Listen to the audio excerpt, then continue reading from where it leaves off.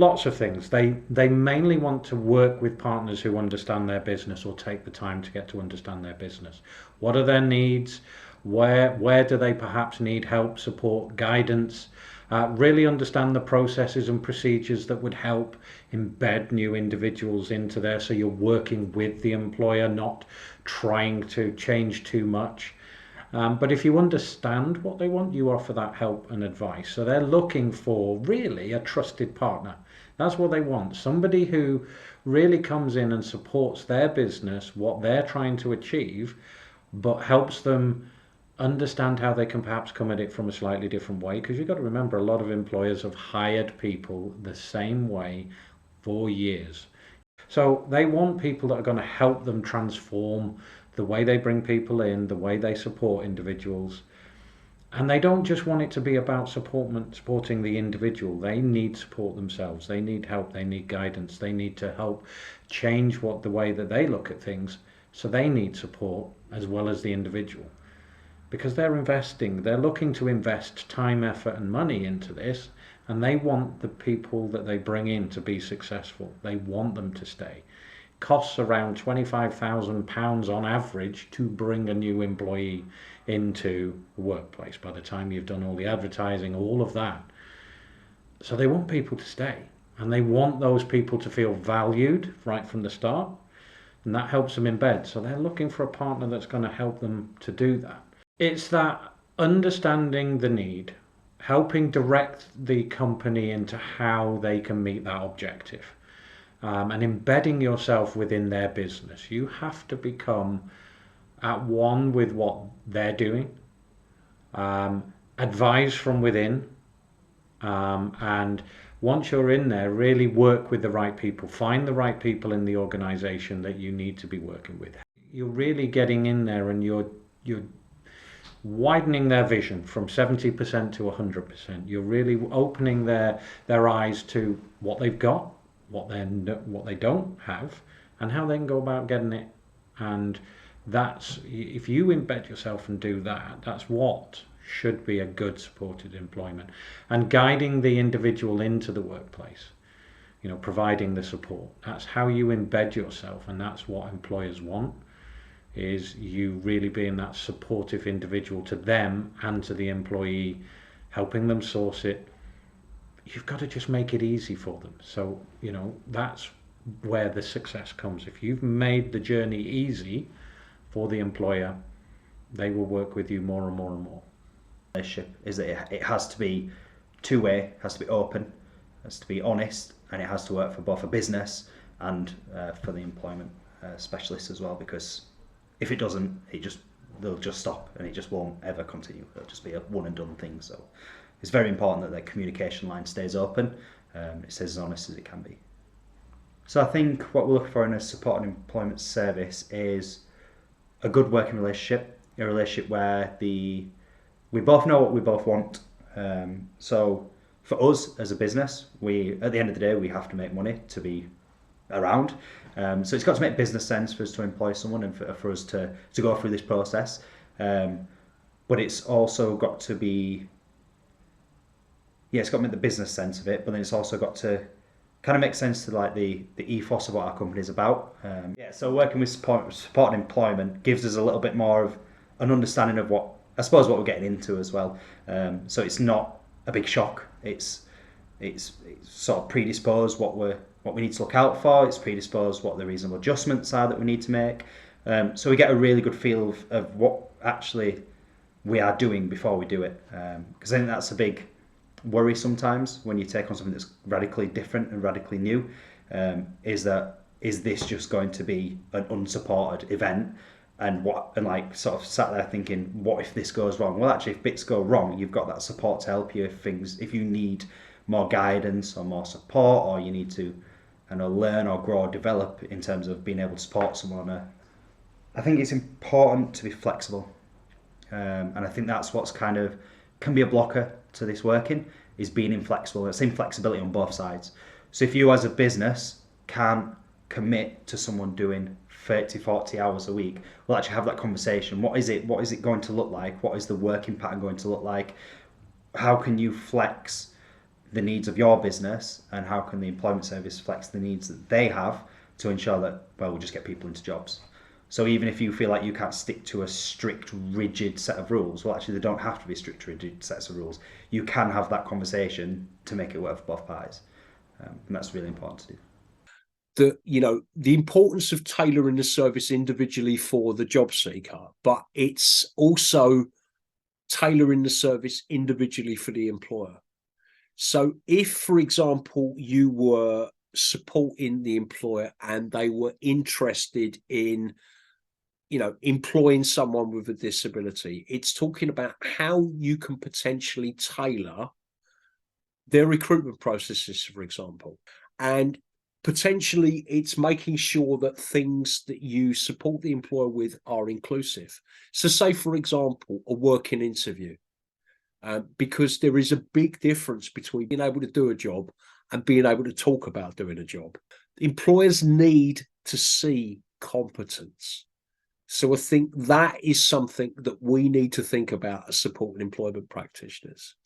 It could be that an employer is wary or concerned. So maybe it's about some of the things that we can do are provide awareness training for an employer.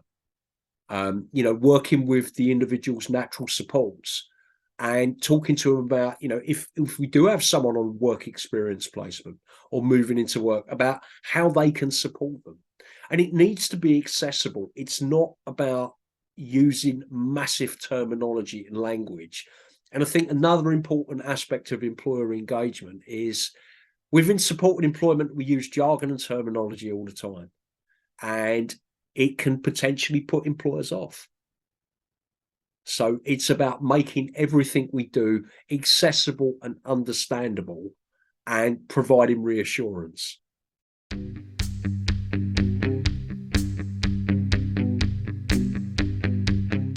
It's about seeing the employer as a customer.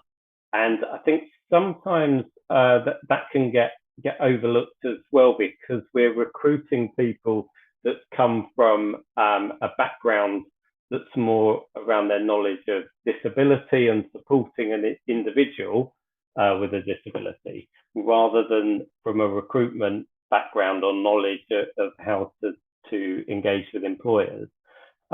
And actually, by engaging with employers and helping employers to understand and giving them that awareness of what we're doing and getting the message right with employers and understanding their needs as an employer, that is hugely important.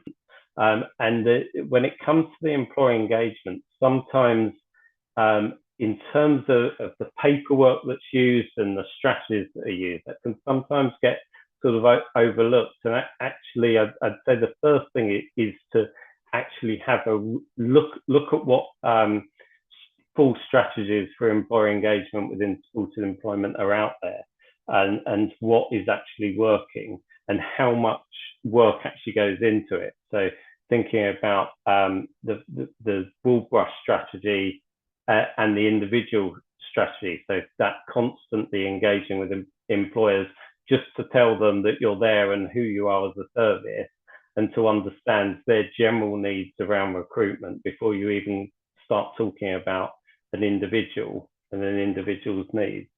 And looking at how employer engagement, if you're part of a larger organisation or part of the council, looking at what other departments within your company are also engaging with employers. It might be a different conversation, but they're still engaging with the same employers, and joining that conversation up, seeing other organisations that we talk to as employers. So, for example, we talk to lots of schools, and of course, schools employ people, and they might have subcontractors. But so always seeing sort of opportunities to have a conversation about employee engagement, I think is really important.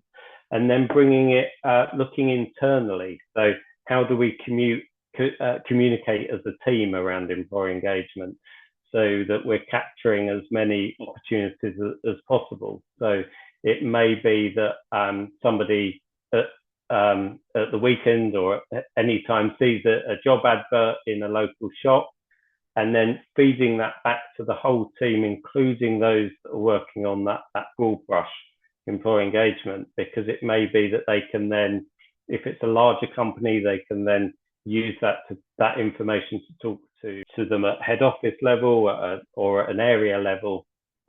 Or it may be that they personally don't aren't supporting anyone that would be right for that role, but somebody else would. So looking at that internal communication, is that done through team meetings, or do you set up WhatsApp groups to share that sort of information?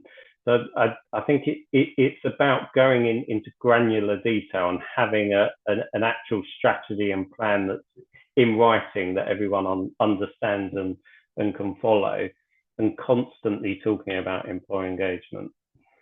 That might be going out into local shops or into the local community and cold calling and speaking to people, building that rapport.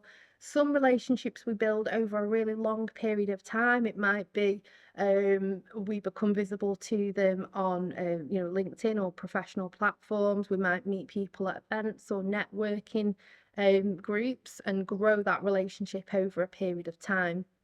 I think it's important as well that when we're working with employers, we're looking to sustain that relationship as well, and to grow it, so that it's not just about getting somebody into work, it's about working with that employer to help them diversify their recruitment processes, to help them with maybe, for example, things like e-learning can sometimes be really inaccessible to the people that we're working with. Understanding policies, I've done things like sit down with an employer and help them make their safeguarding policy a little bit more accessible for somebody with a learning disability to understand and to know what their responsibilities are. So it's that kind of partnership working, I think, with an employer over a long period of time, so that you can just kind of pick up the phone to each other.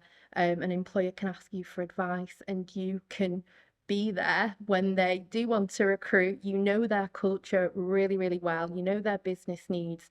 You know what they're looking for and where they struggle maybe to recruit.